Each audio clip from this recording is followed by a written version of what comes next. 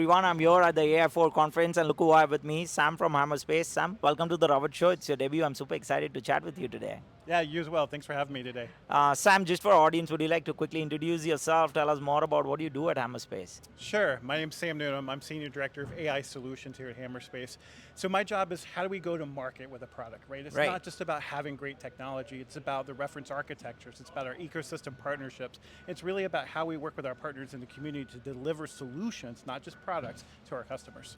That's fantastic. Just for our audience, I'm also kind of curious to know about how did the company name originate? I know from the a phrase from the comic books, but then kind of curious to know a little bit more about the name.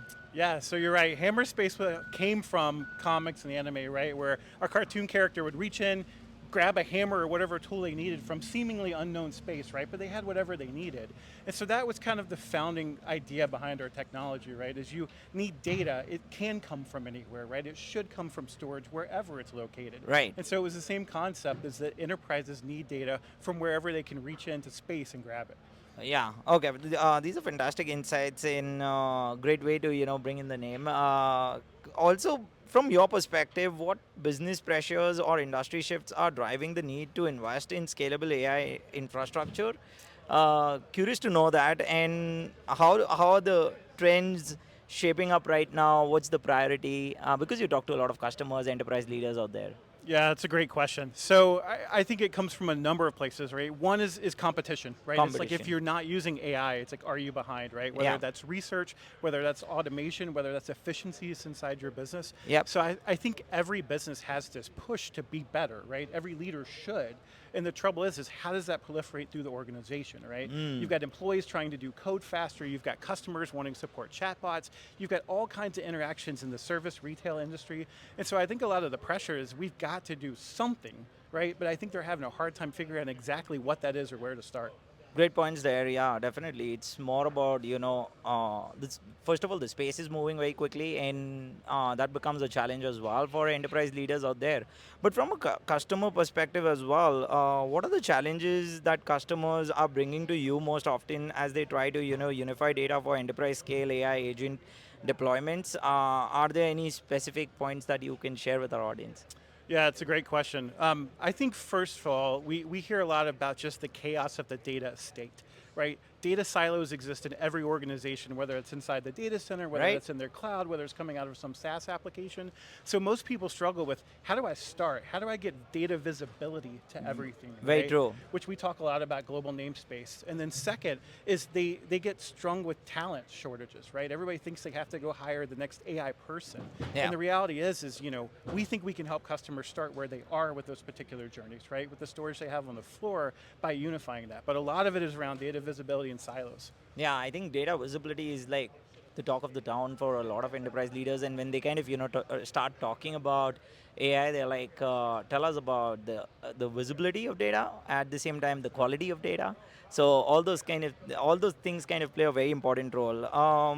Also, just because we're on this topic, the terms data gravity and data friction have become parts of many conversations right now. How does Hammerspace, you know, uh, help in those areas, and what are customers feeling about it? Yeah, no, now we're getting deep, right? So Yeah. starting with data gravity is, I think that's a term we've always talked about, building, our data centers around these massive monolithic storage systems, right? Yep. And now we're getting to the point where data needs to be everywhere, right? And really gravity shifted. It's not data gravity, it's really GPU gravity, right? GPU And gravity. arguably power gravity, Yep. right? Because people are sticking GPUs anywhere they can where they have enough power cooling pink pipe. Like Right. we're back to the plumbing problems in data centers again.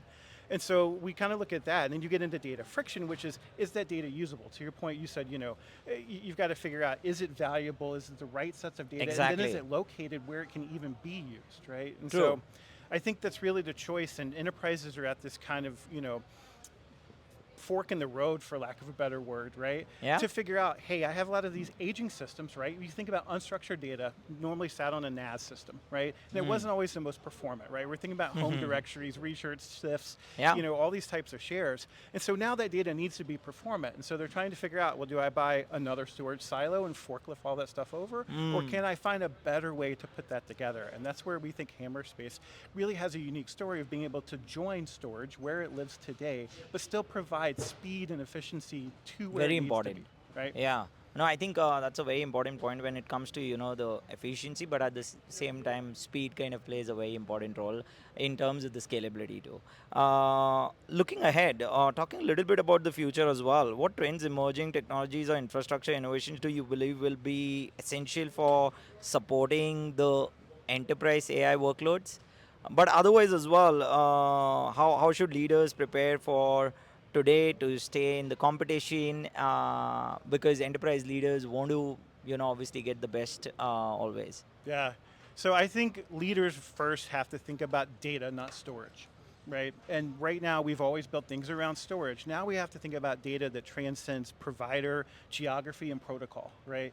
As you look at agentic workflows, right, as agents are starting to make decisions, they need vast amounts of access to data. True. And even at a conference like this, we'll see so much physical AI, robots, humanoid stuff. Think about the 4K video and sensor data that's going around. So I think the trouble is leaders are still trying to design just for generative AI, right? How do I get my first project out? And I think they've really got to think about future-proofing their organization and how they plan for data needing to be available everywhere to any endpoint, to any device, and being able to make that data flow seamlessly through their applications. Yeah, I think you mentioned a very important point around agentic AI and the agents actually making the decision. One quick follow-up question around that is, in the next, I'm not going to say in 3 to 5 years, I'm just going to say in the next maybe 12 months, how do you see agents kind of evolving as well? And how's Hammerspace, what's the Hammerspace story there? Yeah, it's a great question. So we're internally developing some agents to look at storage latency, Oh, nice. problems, all sorts of stuff. Part of it is we should drink our own champagne, right? So being able to understand why things aren't running like they should is a great analytics use case for AI to tackle, right? Right. So if we go to run certain job, we could say, hey, we saw latency across this network, in this file system, et cetera.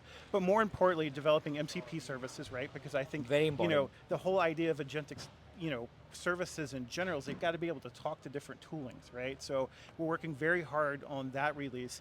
And as well as really kind of thinking about, 12 months out, I think it's going to be here faster than that. I think certain enterprises are skipping generative in general and going right to, hey, how do I automate billing process and pulling PDFs out of emails and all this sort of stuff. Wow. And that's all agent workloads, right? Yeah, exactly. So you think about so much of the automation they're trying to bring in and real-time inventory decisions in retail and hospitality, like the hotels we're at, this type of stuff, right? So I think a lot of those type of agents will be here faster than we think. These are fantastic insights, Sam, and definitely 2025 is the year of agents, and things are moving very fast when you kind of say Gen AI, and then there are companies which are skipping that part and getting to agents first, is really insightful. One last question for our audience is, I'm pretty sure you all have like a lot of content that you all share online, but if they want to read more about Hammerspace, about the new updates that you all put out, and I know there's a dummies books as well, so where can they do that? And also if they want to reach out to you,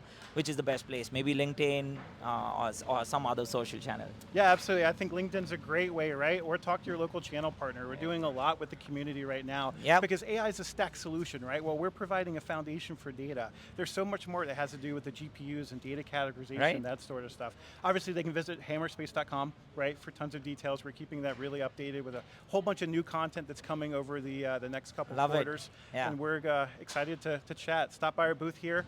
If you're at the AI4 conference, it's booth 124.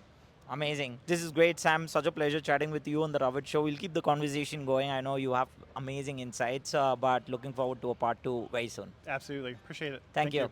Thank you, everyone, for joining us today.